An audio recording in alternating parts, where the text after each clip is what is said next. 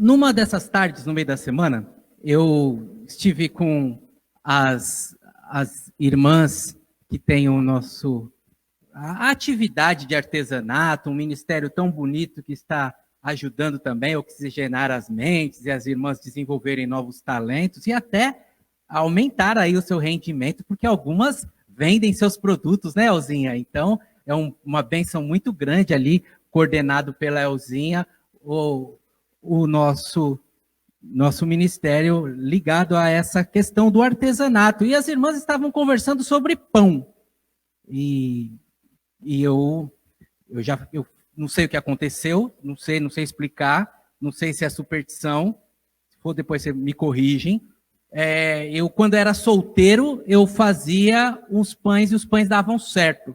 Eu casei e meus pães estão dando tudo errado.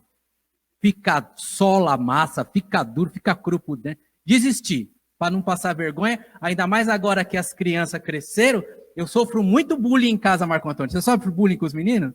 Não, né? Sou eu mesmo que é bagunçado. Então eles ficam me zoando, aí eu parei para não ser a piada da família. Mas elas falaram sobre 2 tipos de fermento. Enquanto eu fazia o pão naquele tempo, só tinha fermento Freshman, aquele que comprava, ficava preto, ficava duro. E agora não, agora tem um fermento seco, tem outras qualidades de fermento. Mas quem não faz pão, se a pessoa é totalmente fora assim da cozinha, fora do mundo culinário, ela poderia naquela conversa de fermento ficar boiando. Fala assim, mas fermento é em pó royal? Não, é o fermento de pó. Não, é que eu só conheço fermento royal. Porque para conhecer algo, precisa-se ter algumas bases. Precisa ter algum fundamento para se construir em cima. Você veja, por exemplo, nossa igreja tem, por exemplo, um oficial do Corpo de Bombeiro na reserva. E se ele falar para mim assim, numa situação de pânico, num prédio, numa situação de alguma natureza assim de incêndio, Robson, eu preciso que você faça a manobra do hidrante, ligue a bomba número 5, eu vou ficar perdido, porque eu não tenho as bases, eu não conheço, não entendo desse assunto. Temos alguns operadores de ponte rolante, é a mesma coisa. Se um operador de ponte rolante da igreja falar, Robson, eu preciso que você mexa aqui no joystick, desloque 30 graus, solte o botão do freio motor, eu vou ver aquele monte de botão e não vou saber que botão que resolve o problema. Estou dizendo tudo isso para você, porque talvez de 30 anos para cá, 25 anos para cá, o cristianismo ficou uma coisa meio popular. Os evangélicos ficaram pop. Na década de 80, os engenheiros cantaram que o Papa é pop, e aí depois, na sequência, os crentes ficaram pop. E os jogadores de futebol, depois alguns artistas, começaram a se converter. E o que antes a gente tinha vergonha, agora é de domínio público. Antes andar com a Bíblia debaixo do braço, falar um versículo. Você é crente, você é careta, você é crente, você é pessoa que não pensa, alguma coisa nesse sentido. E com esse domínio público, então, algumas pessoas, sem ter a base, que é um relacionamento vivo com Cristo Jesus, sem ter a sua vida transformada por Jesus, sem ter aquilo que Jesus chamou de nascer de novo, querem aplicar na sua vida promessas, situações, expectativas, direcionamentos que foram dados para quem é de Jesus. A minha palavra essa noite, então, precisa começar dizendo que aqui não é catimbó, não é simpatia, que você faz sem ter compromisso nenhum e dá certo. Precisa ter a base. Eu estava pensando em um casal e conversando comigo mesmo, que eu converso comigo mesmo. Nessa conversa comigo mesmo, falei, não adianta eu destacar os pontos para eles, não adianta eu enfatizar o que precisa ser feito se eles não tiverem compromisso com Jesus. Ponto final. Sem compromisso com Jesus, não conseguirão mortificar seus egos. Sem compromisso com Jesus, não conseguirão vencer a sua violência. Daqui a pouco estão se estapeando de novo. Sem compromisso com Jesus. Por isso que a Bíblia diz, irmãos, nada que é posto na Bíblia não se deve mudar uma vírgula ou um tio, porque tem um desencadeamento lógico. E a Bíblia diz assim, entrega o seu caminho ao Senhor, confia nele e ele tudo fará. A sequência é essa. Se a vida não estiver entregue ao Senhor, se não estiver confiado nele, as coisas não tomam forma, por mais que a gente se esforce. Nessa noite, eu quero falar com você sobre um assunto que eu precisava introduzir dessa forma. Senão, de repente, você que está aqui, vejo que o auditório é qualificado, mas na transmissão pela internet, quem está pensa que é como aqueles livros de autoajuda, sabe? 5 fórmulas para dormir em paz.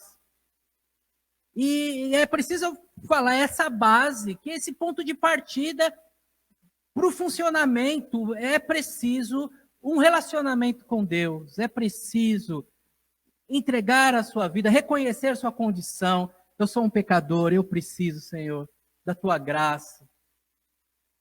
Reina sobre mim, Jesus. Se a primeira advertência é sobre a necessidade de Jesus, a segunda advertência é que não nega o aspecto científico do assunto. Você sabe, em nossa igreja nós nunca fazemos uma fala anticientífica ou alguma fala negacionista ou alguma fala que minimiza as várias dimensões do assunto que está sendo tratado. Você sabe que na Universidade de São Paulo tem um laboratório do sono. Não sei se agora me dei uma misturada, não sei se é na Universidade de São Paulo ou se é no Hospital das Clínicas, agora misturei. Mas tem um laboratório do sono. Os problemas ligados à insônia, ligados a perder o sono, comprometem neurônios, podem ser consequências de desarranjos hormonais, da química do corpo, problemas respiratórios e tantas situações de saúde e até mesmo psicológicos, ansiedades, situações que devem ser tratadas, medicalizadas de acordo com o grau que se está. Mas o que eu quero falar com você hoje não é nesse grau crônico, não é nesse grau que é um problema de saúde, mas é um problema da vida que, do ponto de vista espiritual, temos o que falar. A Bíblia, meu irmão e minha irmã, está sendo abordada ao longo dessas semanas. A cada domingo eu tenho falado para você sobre o tema Problema dos Homens, Respostas de Deus. E para esse problema, para essa cilada, esta situação que é perder o sono, não conseguir dormir, essa situação que é ficar rolando na cama, ficar tomado de preocupações, ter esse desarranjo naquilo que era normal, que é na sequência normal.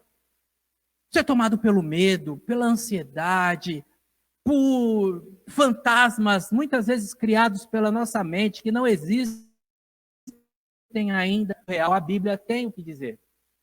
O salmista, ele fez essa confissão sobre a situação que ele experimentava.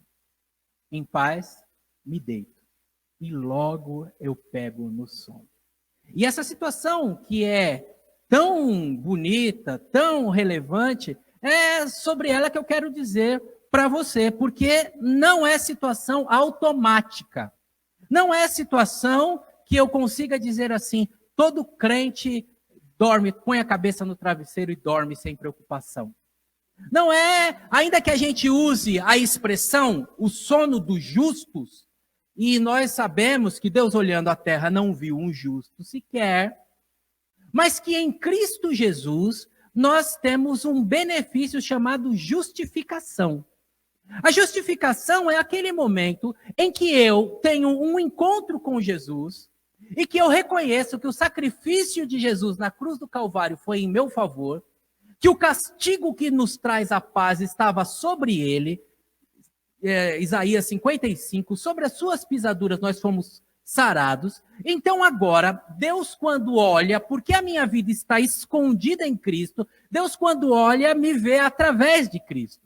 E porque ele me vê através de Cristo, eu sou declarado por Deus um ato legal, um exercício de Deus enquanto juiz. O juiz olha lá de cima e diz, ele é inocente. Não porque eu seja inocente, mas porque o inocente morreu no meu lugar. E como Deus é justo, Como Deus não pode cobrar duas vezes a mesma mercadoria, vamos dizer assim, Deus não cobraria duas vezes, e Deus falou assim, que sem derramamento de sangue não há remissão do pecado. Tem que ter sangue para corresponder o erro cometido, para pagar o erro cometido. Como Deus olhou e disse assim, que o salário do pecado é a morte, então tem que ter sangue, tem que ter morte para pagar pelos erros. E eu erro. Mas Jesus pagou, derramou o sangue no meu lugar, pagou o preço por mim. Se eu for castigado agora que eu estou em Cristo, Deus está sendo injusto, porque Ele estará me castigando duas vezes pela mesma condição de pecador. Por isso que nós lemos na Bíblia, e por isso nós cantamos hoje, até explicando o cântico de hoje e a fala da Lucimara, por isso que nós dizemos, lemos e vivemos a realidade de que nenhuma condenação há para os que estão em Cristo Jesus, que passaram da lei do pecado e da morte para a lei da vida. Nós então agora somos reconhecidos, declarados por Deus justos, porque fomos justificados. E aí eu volto para o meu problema inicial. Como é que eu sou justificado e eu não tenho o sono dos justos? Como é que eu sou justificado, mas ponho a cabeça no travesseiro e ainda sou tomado por medos, por ansiedades, e às vezes até medo de morrer, e às vezes até medo de ir para o inferno? Por que essa minha condição de justo agora em Cristo não me dá o sono dos justos? O salmista trouxe para nós alguns caminhos que nós precisamos olhar juntos hoje. E que se você, de alguma maneira, está perdendo o sono por alguns assuntos, observando o que ele observou, você vai conseguir ajustar a sua relação com Deus e conseguindo exercitar esse relacionamento com Deus, avançar para chegar à condição que ele chegou. E eu quero ler com você. E se você puder, abra sua Bíblia comigo no Salmo número 4. Salmo número 4.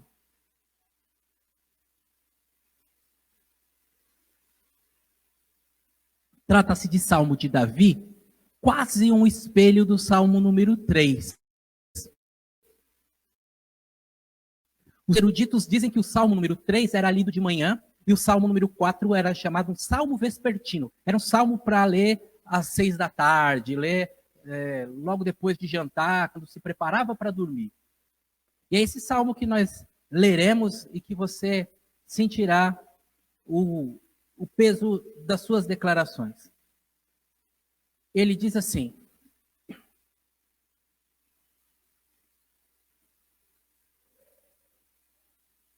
responde-me quando clamo a ti, ó Deus que me faz justiça. Livra-me da minha angústia. Tem compaixão de mim e ouve a minha oração. Até quando vocês jogarão minha reputação na lama? Até quando farão acusações infundadas e continuarão a mentir contra mim? Estejam certos disso. O Senhor separa o fiel para si. O Senhor responderá quando eu clamar a Ele. Não pequem ao permitir que a ira os controle. Reflitam durante a noite e permaneçam em silêncio. Ofereçam sacrifícios exigidos e confiem no Senhor. Muitos dizem: quem nos mostrará o bem? Que a luz do teu rosto brilhe sobre nós, Senhor. Tu me destes alegria maior que a daqueles que têm fartas colheitas de cereais e daqueles que têm vinho novo. Em paz, eu me deitarei e dormirei, pois o Senhor, somente o Senhor, me guarda em segurança. Bem, irmãos, a afirmação final, em paz, me deito e durmo, porque o Senhor, só o Senhor, me guarda em segurança, é precedida de alguma declaração bastante pesada. O salmista não é alguém zen, não é alguém, sabe, sorria, se aveste não, vai dar tudo certo. Não, não. Nós estamos falando de um homem, há algumas especulações de que a escrita deste salmo aconteceu quando Absalão perseguia Davi. E a pior situação que pode acontecer é a situação de um pai em guerra com seu próprio filho. Porque se ele deixa... Como é que resolve esse tormento? Como é que se resolve essa conspiração? Não há, então, evidências dentro do próprio Salmo que seja isso. Mas há evidências dentro do próprio Salmo que nós estamos frente a frente com um homem que está sendo pressionado pela vida. Um homem angustiado.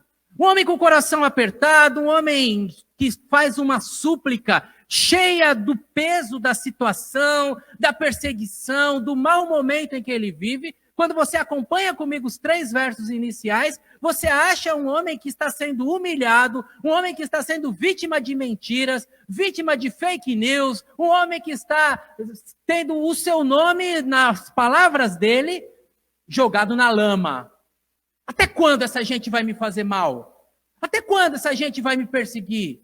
Até quando eu vou viver essa situação? Essa é a fala do salmista. Até quando é o grito que ele traz? Por isso, então, entenda desde o princípio que não estamos falando de um homem que não estava nem aí ou que estava numa condição boa. Claro que ele, como Satanás falou em relação a Jó, né? Claro que Jó te louva, você dá tudo para ele. Talvez essa seja a primeira barreira de resistência no seu coração essa noite. Claro que ele deita e dorme, ele é rei. Claro que ele deita e dorme, ele é o homem segundo o coração de Deus. Mas você está diante da realidade bíblica que cada um dos homens da Bíblia são homens e mulheres sujeitos às mesmas paixões, às mesmas exigências, às mesmas pressões da vida que eu e você sofremos. Homens e mulheres que, tal qual Elias, ficam deprimidos, que, tal qual Abraão, mentem, que, tal qual a Moisés, ficam irados e batem no que não deveriam bater. Homens e mulheres cheios de falha e de imperfeição, que, quando se aproximam de Deus, revertem este quadro negativo. E a minha boa palavra para você nessa noite, a minha palavra de ânimo e de fortalecimento para você e para mim essa noite, é que em meio às nossas imperfeições, quando nós nos aproximamos do Senhor, os nossos quadros negativos são revertidos. E nós, então, começamos a experimentar de Deus aquilo que o autor da Bíblia chamou de transformar o mal em bem. É isso que Deus faz com os seus, transforma mal em bem. Mas tudo isso só acontecerá se a nossa vida estiver em sujeição a Deus, para que nós possamos enfrentar esses quadros negativos e transformar a nossa insônia em noites tranquilas. Nós temos neste salmo um caminho para ter um sono em paz. Digo para você no sentido figurado, mas também no sentido literal, e eu tenho absoluta certeza que a sua vida de oração, de desenvolvimento, de intimidade com Deus resultará num descanso tranquilo e numa nova condição. Pastor, então me diga, eu li correndo o salmo, a gente não se deteve. O que esse salmo tem para que encontre realmente essa condição tão necessária, já que perdeu o sono, está fazendo mal para a minha saúde, eu acordo no outro dia de mau humor? Que cuidado eu preciso ter? Os cuidados que precisam ser tidos, irmãos, e levados muito a sério, dizem respeito a alguns valores que devem ser desenvolvidos. E o primeiro deles já está na tela para você. Trata-se da confiança. Confiar, esse ato, então, de delegar, esse ato de saber que o outro tem a fiança do que te é precioso. Confiança vem dessa entrega e reconhecimento que a nossa história não está terminada ainda e que a nossa história está nas mãos do Senhor. Nós temos aqui na igreja uma família que passou por uma situação bastante complexa. E posso citar porque é coisa de muitas décadas atrás, de domínio público. Você se lembra quando o presidente da República, Fernando Collor de Mello, através do seu Ministério da Economia, confiscou as cadernetas de poupança. Lembram disso? Teve na nossa igreja uma família que tinha vendido uma casa uma semana antes da poupança ser confiscada. E aconteceu aquele fato, até onde eu sei, inédito, de todos os valores serem recolhidos, e aquela família, e esta família, perdeu não só a sua reserva, como também o seu patrimônio, que tinham vendido para poder fazer uma transição.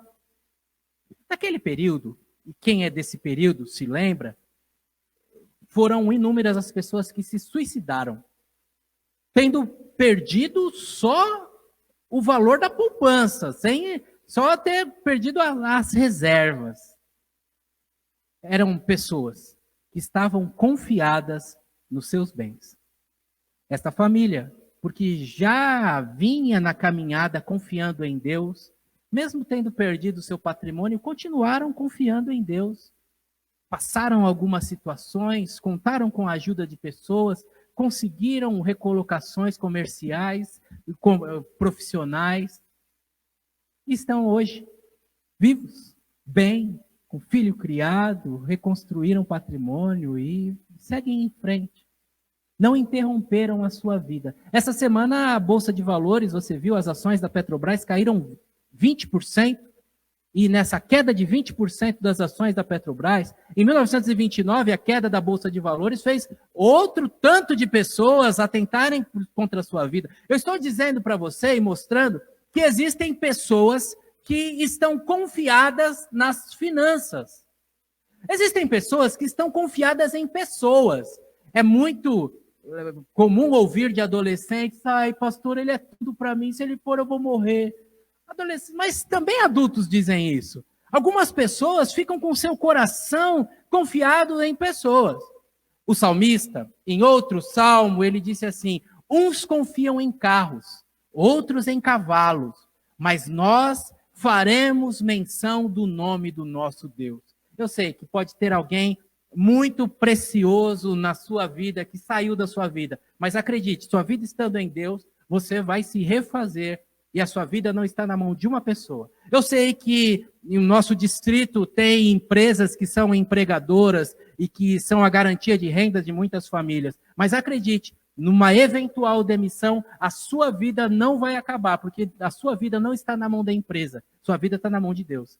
Eu sei que ter uma reserva é importante e que a gente vive com muitas instabilidades e que no nosso sistema de saúde, tantas outras situações, às vezes precisam de um complemento financeiro. Mas acredite, se você mexer na sua reserva, a sua vida está nas mãos de Deus. E este Deus terá providências, este Deus terá saídas, terá escapes da vida. Todos nós, irmãos, todos nós precisamos fortalecer a nossa confiança em Deus.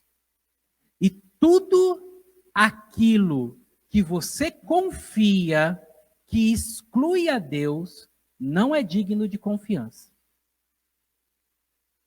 E que tudo aquilo que você confia, que não for chamado pelo nome de Deus, é inseguro. É inseguro. Não há segurança para nós na economia. Não há segurança para nós nas decisões governamentais. Seja ele o governo que for ao longo da história. Não estou falando do recorte agora, não. Estou falando ao longo da história. Porque todos os governos passam. Não há segurança para nós. As pessoas, às vezes a gente investe e acaba sendo vítima de traição, como foi pregado aqui semanas atrás. Nossa confiança. Diz o verso número 3. O Senhor reserva para si os seus fiéis. Esse é o primeiro passo que o salmista nos dá depois de falar da sua condição de angustiado, depois de falar da sua condição de traído, depois de falar da sua condição negativa, ele dá um suspiro e diz: calma aí, o Senhor separa para si os seus fiéis.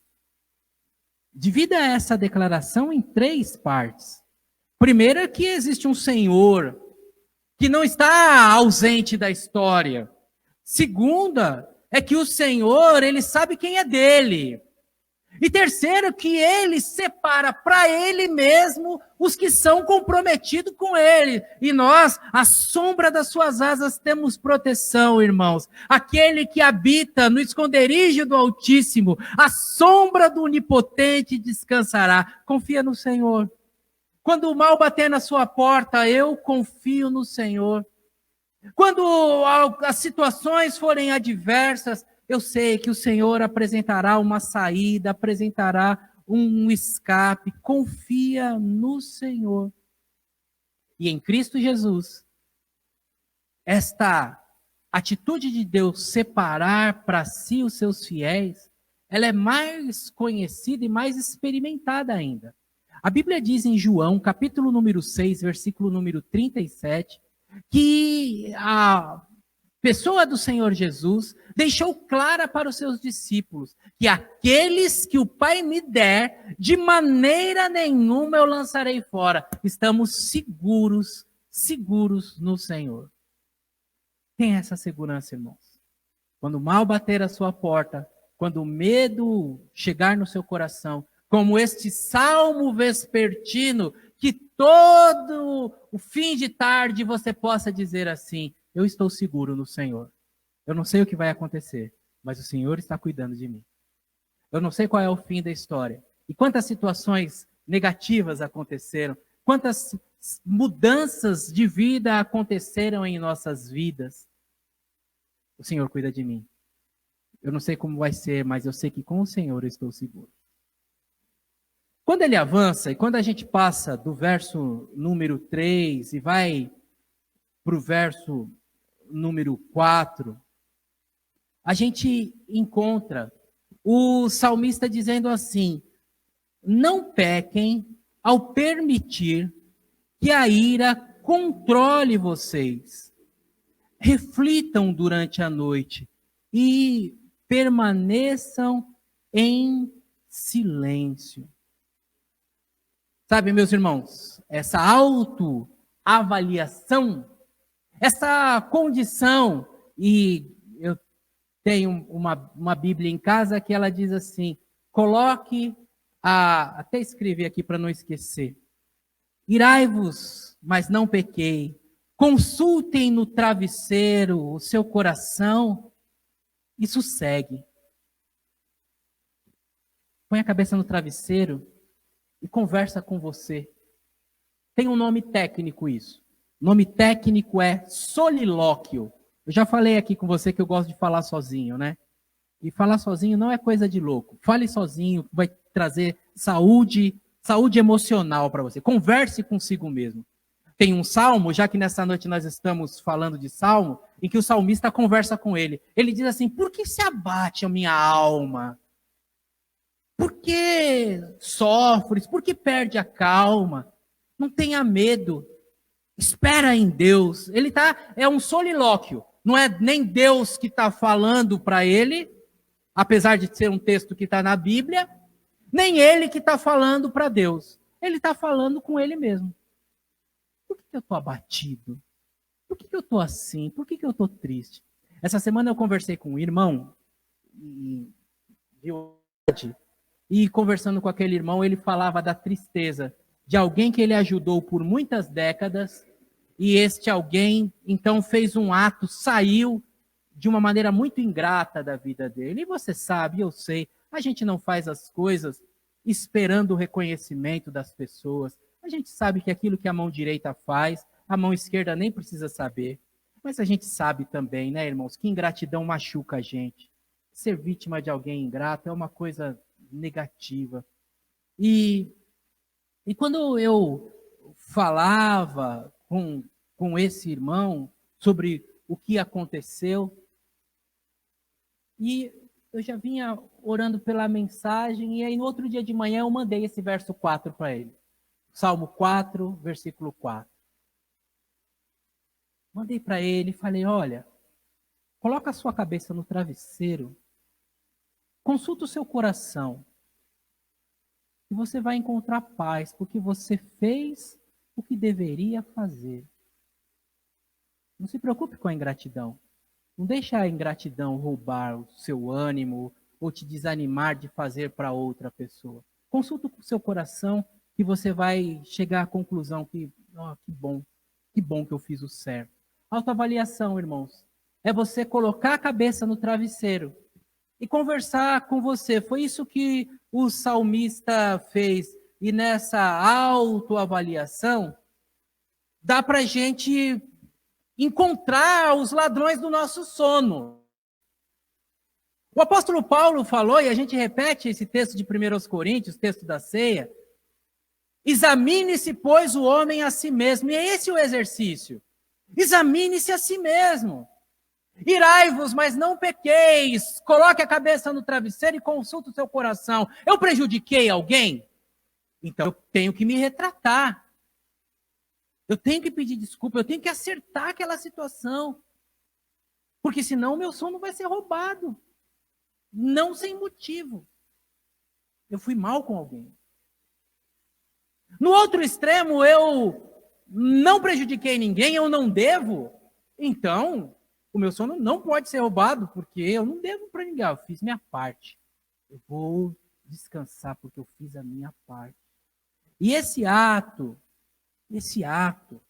de fazer uma autocrítica, eu falei a coisa certa na hora errada, preciso acertar isso. Eu deixei de falar o que eu tinha que falar, preciso acertar isso. Esses pesos no coração, irmãos, roubam o sono da gente. E você precisa conversar com você, para que você possa fazer o que precisa fazer. Para que você possa não deixar de fazer o que precisa ser feito. Para que você possa crescer em comunhão com Deus, para ser fortalecido até o ponto de fazer o que precisa ser feito. Porque às vezes eu sei, eu tenho que falar, mas eu não estou seguro. Então, beleza. Então, meu primeiro passo é começar a orar sobre esse assunto. Meu segundo passo é procurar alguém, talvez um mediador, talvez alguém que possa me dar mais informações, talvez alguém que possa esclarecer, talvez alguém que possa me ensinar como falar, talvez alguém que possa ser o meu embaixador, o meu representante e levar ali um sinal de que eu tenho interesse. Se a gente deixa os assuntos sem resolver, eles vão pesando no nosso inconsciente. E aí eles roubam o nosso sono. Se a gente deixa as questões pendentes, a gente acaba perdendo essa condição, meus irmãos, de vivenciar. Pastor, não é fácil. Eu sei que não é. Eu sei que não é. Irai-vos, mas não pequeis. Contei para você aqui, semana passada, do cara que quis bater em mim na fila do mercado. Contei para você. E fiquei uns 2 dias com esse negócio na consciência. E como eu estou contando para vocês agora, é sinal que ainda não está bem resolvido, né? Ainda não está bem resolvido. Não é fácil. Mas à medida que a gente fala, a gente encontra cura. À medida que a gente faz uma autocrítica, a gente encontra base para a nossa oração ser mais específica. À medida que a gente confessa, Deus tem espaço para trabalhar. O que confessa e deixa, alcançará a misericórdia. Deus, eu estou aqui nessa condição negativa. É como se Deus dissesse assim, né, na minha linguagem, ufa, pensei que a gente não ia conversar sobre esse assunto. A oração traz alívio, irmãos. A comunhão com Deus traz respostas. E muitos vilões, muitos fantasmas que roubam o nosso sono são verdadeiros monstros que nós mesmos estamos alimentando por não confessarmos a Deus, por não conversarmos a respeito deles com Deus. Põe a sua cabeça no travesseiro e converse com o seu coração. Sonde o seu coração. O terceiro ensino que o salmista traz está no verso número 6, que é uma palavra até um pouco pesada. Tenho que ir na raiz da palavra para você, para tirar um pouco o peso dessa palavra. Prezar é permitir. Prezado é aquela coisa até de carta antiga, né? De abertura de carta. Prezado senhor Robson. Prezado é alguém que ocupa um lugar na minha vida de maneira positiva, os meus afetos, que é digno da minha atenção. Este é o prezado. O prezado é digno da atenção, a partir de bons afetos. A partir deste prezado, que merece o meu respeito, a partir deste prezado, que merece o meu carinho, merece a minha atenção, a partir deste prezado que conquistou um lugar na minha vida por me querer bem, eu posso, então, separar os desprezíveis. Parece uma pura, mas tem gente que vem só para criticar. Tem gente que só quer atormentar. E já que nos pontos anteriores eu destaquei a pessoa bendita do Senhor Jesus como saída para essa situação, como aquele que nos capacita a vencer nossas limitações e nos coloca em comunhão com Deus, neste tópico de desprezar, eu tomo o exemplo dele também. O Herodes pediu para Jesus fazer uma mágica. É que você tem ouvido falar de você, faz aí um truque para eu ver. Jesus não deu a mínima para ele. Truque, rapaz. Que truque. Não tem ideia com você, não. Você está aí porque meu pai permitiu que você estivesse aí. Quem entrou num campo de provocação com Jesus, desde o diabo em Mateus capítulo número 4, quando falou, então vai, pula daí, que Deus vai dar ordem aos anjos a teu respeito. Para. Não vou dar ouvidos para você, não vou entrar na sua sedução, na sua tentação. Tem gente que, falando com a gente e mudando os nossos comportamentos, nos prejudica, irmãos. Tem gente que joga gasolina na fogueira. E para ficar muito claro sobre isso, Jesus falou assim, ó, quando você for exposto numa situação que não agrega e que não acolherem o seu ensino de amor, você bate a poeira da sua sandália e segue viagem. Não perde tempo com aquele que não acolheu o seu amor. Não perde tempo com aquele que zombou da sua condição. Não perde tempo que a poeira da sua sandália seja testemunha do que ele fez. E aqui no versículo número 8, o versículo número 6, desculpa, que está pequeno aqui, eu não consegui ler, você tem essa realidade que Jesus ensinou. Lembra, semana passada nós falamos da ressurreição de Lázaro. Quando as pessoas falam, ele curou tanta gente, não podia ter curado Lázaro. É gente, sabe, que quer instigar. E no versículo número 6, o salmista está falando que ele está tratando com essa gente. Que olha para ele e pergunta assim, e aí? No meio dessa perseguição aí, quem é que vai te mostrar o bem? O mundo é dividido naqueles que seguem a Deus, aqueles que não seguem a Deus e aqueles que, além de não seguirem a Deus, provocam quem segue a Deus. Cadê seu Deus? Cadê o seu Deus essa hora? Se essas pessoas ocuparem um lugar no seu coração e na sua mente, você vai perder o sono. Tem gente, irmãos, que você tem que não escutar. Assim como Jesus não escutou a provocação do diabo, de Herodes, de Pilatos, de quem quer que fosse que o desprezasse, ele seguiu a sua viagem, cumpriu a sua missão. Eu e você estamos em missão. E quando alguém, às vezes até alguém próximo, às vezes um irmão, às vezes um cunhado, tem uma fala de provocação, é preciso você fechar o seu coração e falar, não, meu negócio é com Deus. Meu Deus vai me honrar. Meu negócio é com Deus, eu vou esperar. Mas isso acontece muito com o novo convertido. Você não estava na igreja, estava tudo correndo bem. Agora está indo na igreja, está assim. Está dando tudo errado. Então, não escute. Feche seus ouvidos para isso. Não deixe ocupar espaços de afeto no seu coração, para que você siga em frente. Como é precioso o direcionamento dado por Jesus. Ele é maravilhoso e estar em suas mãos nos capacita a avaliar tudo e a reter só aquilo que é bom.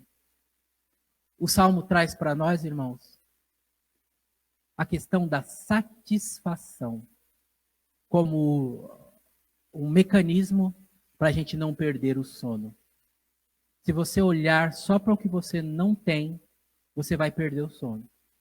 Se você olhar só para a possibilidade de perder o que você tem, você vai perder o sono. Se você não conseguir se contentar, e esse é o grande ensinamento bíblico, contentamento, você vai perder o sono. O versículo número 7 diz assim: Tu me destes alegria maior do que a daqueles que têm farta colheita. Observe o que está sendo dito aqui. Ele está dizendo assim, ó, eu sou mais feliz do que os ricos. Para passar na nossa linguagem, para não enrolar, para ficar curto. Eu sou mais feliz do que os ricos. E essa é a possibilidade que o crente tem. Tu me destes alegria maior do que os que têm colheita farta. A minha colheita pode não estar farta, mas eu estou alegre porque a minha satisfação vem de Deus. E esse ensino de Jesus é tão magnífico, irmãos, que Jesus, observe que eu estou trazendo Jesus para o Salmo, para você ter, então, a fala antes de Jesus, Jesus aplicando o Salmo e como isso pode ser exercitado por nós. Jesus, nos banquetes laudos, nos banquetes prósperos, seja na casa de Mateus, seja na casa de Zaqueu. Jesus, quando sentou com os ricos, com Simão, o leproso, nas casas que tinha fartura, ele pega e ele dá graça. Obrigado, Senhor. Quando a situação está mais feia, está mais delicada, e eu gosto, é sempre recorrente nos almoços de família, sempre tem essa piada, tem umas piadas de família que vai repetindo. O meu avô paterno tinha uma época que ele cuidava de alguns idosos, alguns anciãos da igreja, gente que perdia a família, ele trazia para casa para morar com ele. E tinha um daqueles senhores bastante idosos, seu Cláudio, e não é a história que eu testemunhei, é a história contada pelo meu pai, que quando a mistura era carne, eles da Assembleia de Deus, seu Cláudio, oh glória, na oração, na hora do almoço, sentia o cheiro de carne, aleluia. O dia que era só chuchu, o seu Cláudio ficava quieto, não dava glória.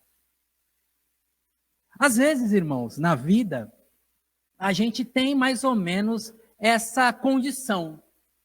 Quando a mistura é carne, aleluia, obrigado, Jesus.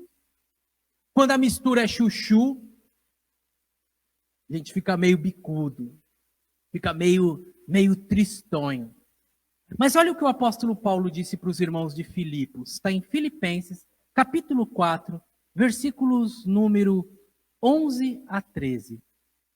Eu não estou dizendo isso porque eu esteja necessitado, pois eu aprendi a me adaptar a toda e qualquer situação.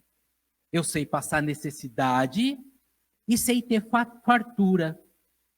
Eu aprendi o segredo de viver contente em toda e qualquer situação, seja alimentado, seja com fome, tendo muito ou passando necessidade. Sendo assim, tudo posso naquele que me fortalece. Quando a gente aprende esse segredo da satisfação, e a gente vê que Jesus, na casa dos ricos, ele dava graça, e no meio lá da campina, quando só tem 5 pães e 2 peixinhos, a primeira coisa que ele faz é dar graça. A gente entende que nas situações prósperas da vida, a gente tem que estar satisfeito. que nas situações de menos posse ou até mesmo de necessidade, estar grato a Deus por aquilo que se tem é a garantia de um sono tranquilo. Hoje teve alimento. Obrigado, Jesus. Hoje eu passei o dia com a minha família. Obrigado, Jesus. Essa sua oração com gratidão antes de dormir pode ser um caminho para o seu sono tranquilo.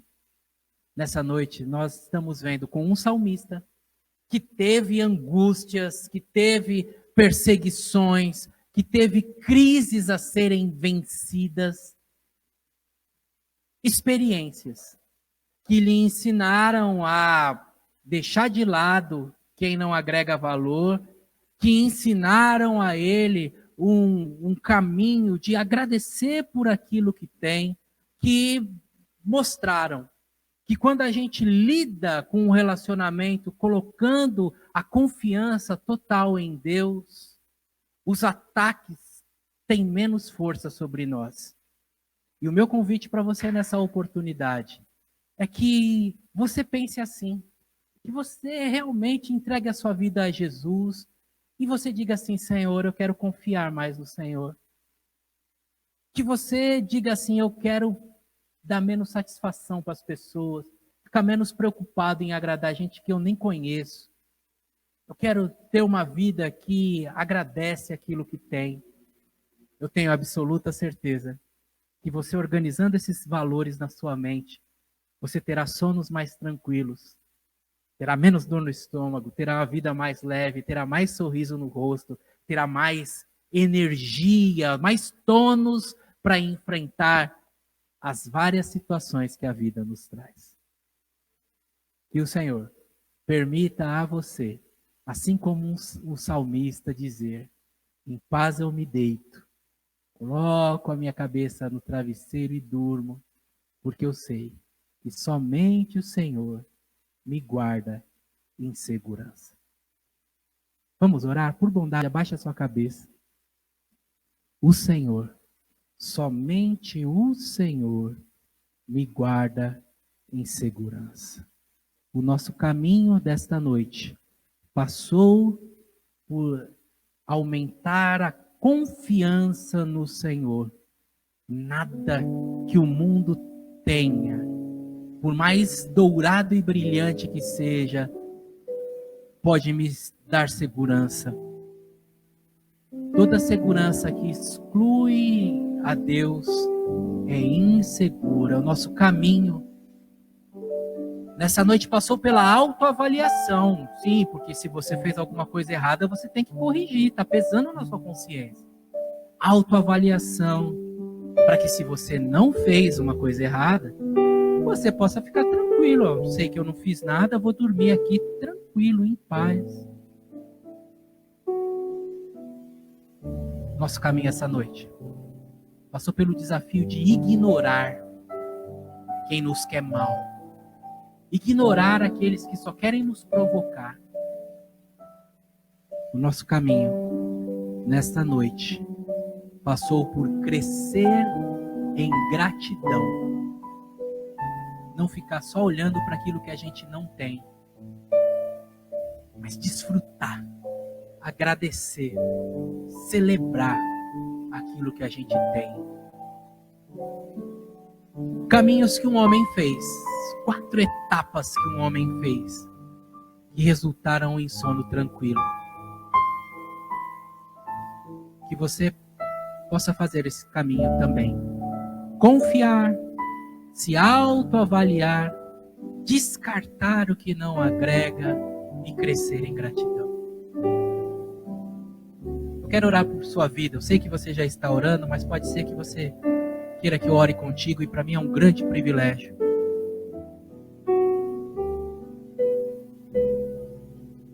Pastor, eu quero força para enfrentar o que eu preciso enfrentar.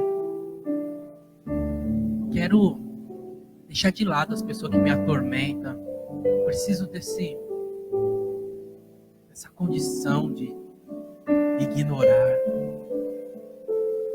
Pastor, eu quero ser mais grato pelas coisas que eu tenho.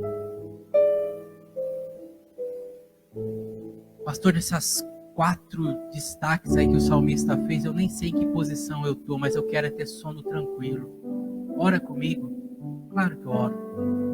Se você quiser que eu ore com você, por sonos tranquilos, por uma vida em paz, fique em pé em nome de Jesus que eu vou orar com você. Deus abençoe, filha. Deus abençoe, meu irmão. Deus abençoe, meu irmão. Deus abençoe.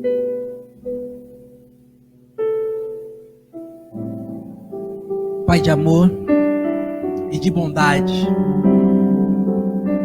eu estou em pé junto com os meus irmãos porque tem noites que perco o sono, que deixo situações ocuparem minha mente de uma maneira maior do que devem.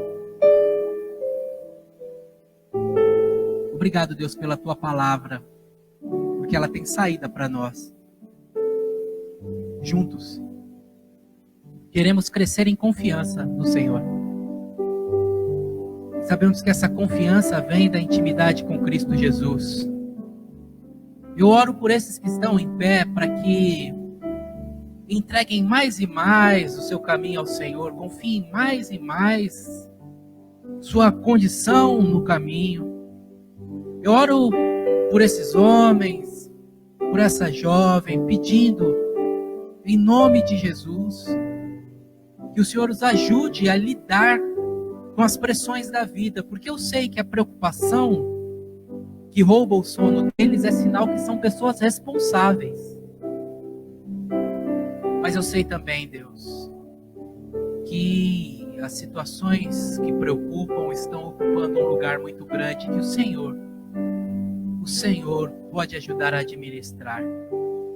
Por isso, Deus meu e Rei meu, em nome de Jesus, que na autoavaliação deles descubram pontos a trabalhar, que olhando para a vida possam ver tantas situações que já sobreviveram, que já contornaram, que a confiança em Ti cresça,